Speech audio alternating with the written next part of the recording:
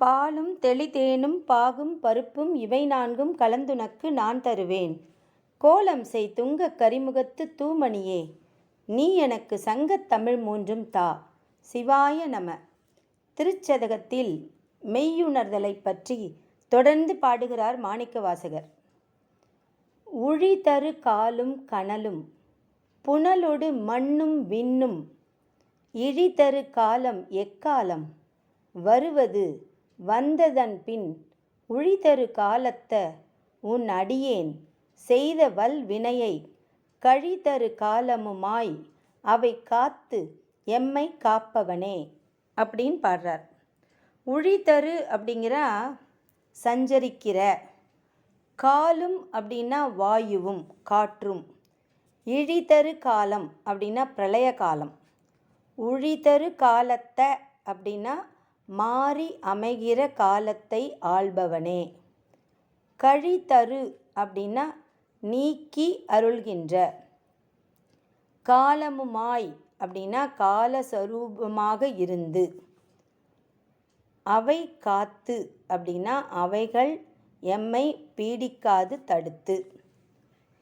இப்போது மாணிக்கவாசக பெருந்தகை திரும்ப திரும்ப உருகி மறுகிறார். அவருக்கு ஆதங்கம் தாங்க முடியல. நேரடியாக திருப்பெருந்துறையில் குருந்தை மரத்தடியில் கண்ணெதிர்க்க வந்து காட்சி கொடுத்த நீ, அங்கே நிறைய பேர் இருந்தாங்க, எல்லாருக்கும் நீ சிவபெருமான் அப்படிங்கிறது தெரியல, ஆனால் அதையும் எனக்கு காட்டிட்ட.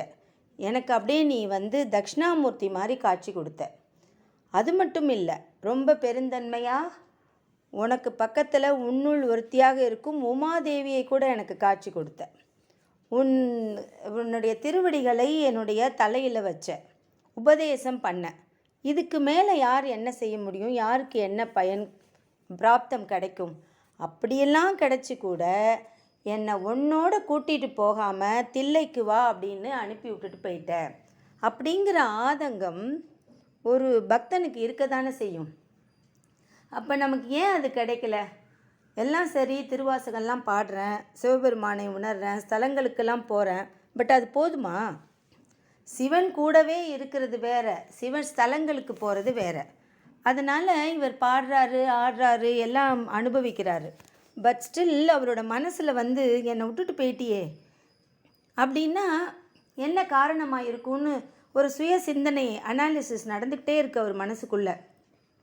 திரும்ப திரும்ப அவருக்கு ஒன்று தான் தோணுது. என்ன தோணுது அப்படின்னா, வினை. நான் ஏதோ வினை செஞ்சுருக்கேன், அதனால் எனக்கு நீ அந்த சான்ஸை கொடுக்கல. அப்படிங்கும்போது இனிமேலாவது அந்த வினையிலேருந்து என்னை காப்பாற்றினேன், அது உன் கையில் தான் இருக்குது அப்படிங்கிறத தான் இந்த பாட்டில் திரும்பவும் எம்ஃபசைஸ் பண்ணுறார்.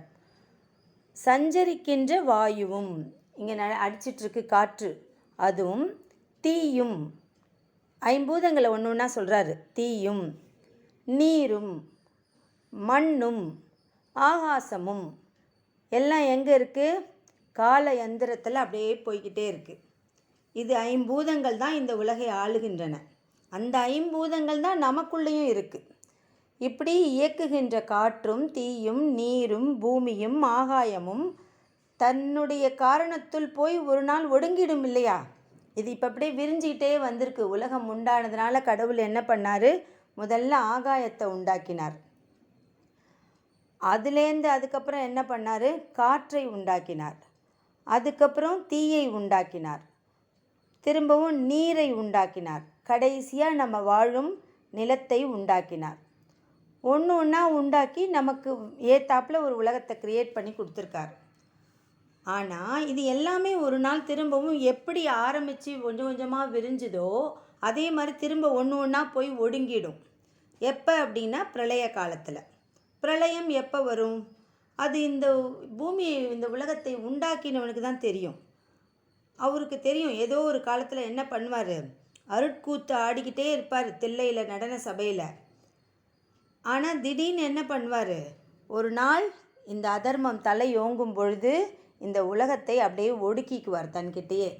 அப்போ எப்படியெல்லாம் இந்த உலகத்துக்கு அழிவு வரும் அப்படின்னு சொல்கிறாங்க அப்படின்னா, காற்றால் வரும். பெரிய புயல் காற்று அடிக்கும், அதனால் நிறைய சேதம் உண்டாகும். அது மட்டுமல்ல, தீ பரவும். இந்த உலகம் முழுக்க தீயால் பரவி நிறையா அழிஞ்சிடும். கடைசியாக என்ன ஆகும்னா நீரில் இந்த மொத்த உலகமும் அப்படியே பிரளயம் வந்து மூழ்கி போயிடும் அப்படின்னு தான் இந்து சமயம் மட்டும் அல்லாமல் சைவம் மட்டும் அல்லாமல் எல்லாருமே அதை தான் நம்புகிறாங்க. அப்படியெல்லாம் கொஞ்சம் கொஞ்சமாக அழிய போதில்ல. சரி, அழியட்டும். ஆனால் அந்த சமயத்திலாவது ஒழிதரு காலும் கனலும் புனலொடு மண்ணும் விண்ணும் இழிதரு காலம் எக்காலம், இதெல்லாம் ஒடுங்கி போகுமே. அது எந்த காலத்தில் நடக்கும்? ஏதோ ஒரு காலத்தில் நடக்க போகுது. ஒழிதரு காலத்தை உன் அடியேன்.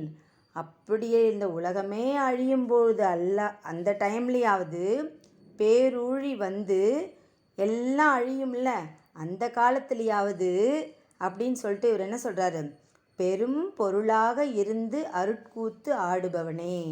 அப்போ கூட இந்த உலகமே அழிஞ்சிடும், நீ என்ன பண்ணிகிட்ருப்ப? அருட்கூத்து ஆடிக்கொண்டிருப்பாய். நீ மட்டும்தான் நிரந்தரம் இந்த உலகத்தில். அப்படி இருப்பவனே, பரம்பொருளே, சர்வேஸ்வரனே, நீ ஒன்றே ஒன்று செய்ய. என்ன செய்யணும்? வினைகள் யாவும் அழிதரும் காலமும் அதுவேயாய். நீ என்ன பண்ணிடு? ஏதோ சூட்சமமாக நீ தெரியவே மாட்டேங்கிற எங்கள் கண்ணுக்கு. எங்கேயோ நீ இருக்க, என்னை விட்டுட்டு போயிட்ட. ஏன்னா நான் ஏதோ வினை செஞ்சுருக்கேன். என்ன வினை செஞ்சேன்னு எனக்கு தெரியல. நீ என்ன பண்ணு? இந்த உலகம் முழுக்க அழிஞ்சு போயிடும்ல, அப்போவாவது என்னுடைய வினைகளை சுத்தமாக நீக்கிடு. அதையாவது செஞ்சுடு. அது வரைக்கும் என்ன நடக்கும்னு எனக்கு தெரியல. ஏன்னா நீ மட்டும்தான் இயங்கிக்கிட்டே இருக்க, எல்லாவற்றையும் இயக்கிக்கிட்டும் இருக்க. காற்றை இயக்குபவனும் நீதான், கனலுக்கு வெப்பம் கொடுப்பவனும் நீதான், புனலுக்கு தன்மை கொடுப்பவனும் நீதான், மண்ணுக்கு தாங்கும் தன்மையை கொடுப்பவனும் நீதான், விண்ணுக்கு விரிந்து இடம் கொடுக்கும் அழகான தன்மையை கொடுப்பவனும் நீயே. நீதான் தோற்றுவிக்கிறாய். விண், காற்று, தீ, நீர், நிலம் அப்படின்னு ஒன்று ஒன்றா விரிவாக்கி திரும்ப ஒன்று ஒன்றா நீயே ஒடுக்கிக்க போகிற. அப்படியெல்லாம் அழிவு வரும் பொழுது ப்ளீஸ் என்னை மட்டும் நீ ஞாபகம் வச்சுக்கோ.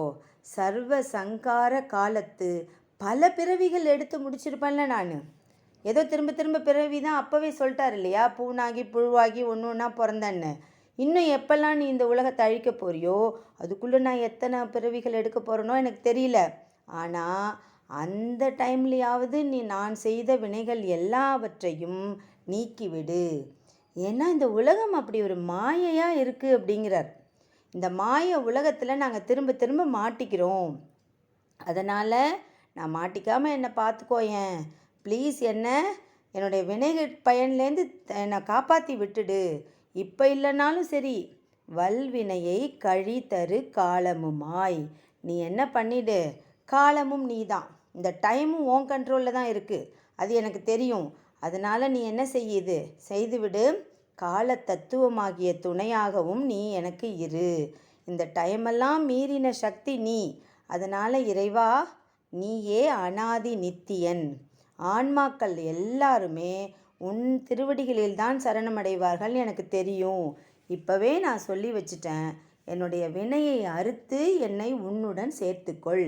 அதனால தான் போக்கிக்கொள்ள தக்கன எது அப்படின்னு உணர்த்து அப்படிங்கிறார்.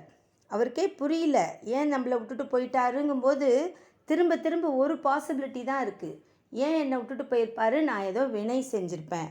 இப்போ நாம் எல்லாருமே அதானே, ஏதாவது பாவம் செஞ்சுருப்போமா? எப்போ துன்பம் வந்தாலும் நமக்கு என்ன தோணுது? நம்ம ஏதாவது பாவம் பண்ணமான்னு யோசித்து பார்க்குறோம். அப்படியெல்லாம் பண்ணலை.